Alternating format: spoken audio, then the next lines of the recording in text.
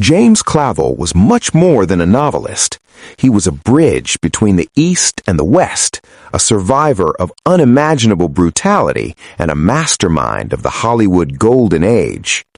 While millions have read Shogun or watched To Sir with Love, few know the harrowing details of the man behind the typewriter, a man whose life was as cinematic as the scripts he wrote. The Prisoner of Changi.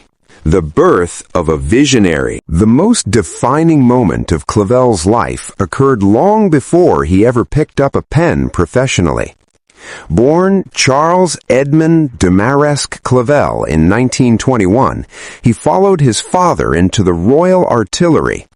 During World War II, he was sent to Southeast Asia, where he was captured by the Japanese after the fall of Java. For 3.5 years, Clavell was a prisoner of war, POW, in the notorious Changi prison in Singapore. This is the unknown origin of his genius. While many died of starvation and disease, Clavell survived. He later admitted that he owed his life to the king rats of the camp, men who knew how to trade, manipulate, and survive when the odds were zero.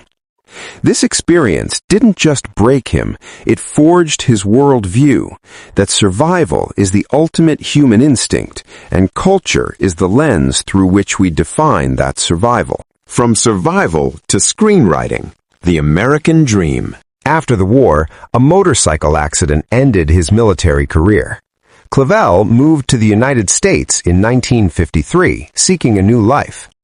This transition is often overlooked. He didn't start as a novelist. He was a screenwriter, struggling in the cutthroat environment of Hollywood. His first major breakthrough was the screenplay for the 1958 horror classic, The Fly. Think about that. The man who gave us the epic history of Japan also gave us Help Me, Help Me! This versatility allowed him to navigate different genres, eventually leading him to write and direct To Sir with Love, 1967, starring Sidney Poitier. This film remains a cornerstone of American and British social cinema, tackling racial tensions and class struggles, themes Clavell understood deeply from his time as a second-class citizen in a POW camp. The Asian Saga. A literary empire. Clavell's true legacy lies in his Asian Saga, a series of 6 novels that span centuries and countries. King Rat, 1962, his debut novel, was semi-autobiographical, exorcising the demons of Changi. It shocked American audiences with its gritty portrayal of POW life, where morality was secondary to a bowl of rice. Taipan, 1966, he moved his focus to the founding of Hong Kong. Here, he introduced the noble house, a recurring element in his universe. Shogun, 1975, this is his magnum opus. At over 1,100 pages, it introduced the West to the concept of Bushido, the samurai code, and the intricate politics of feudal Japan.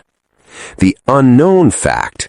When Shogun was being published, editors wanted to cut it significantly. Clavell refused. He believed Americans were hungry for deep immersion into foreign cultures. He was right.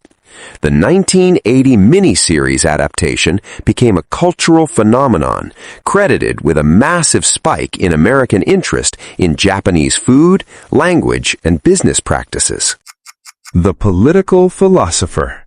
Clavell was a staunch individualist.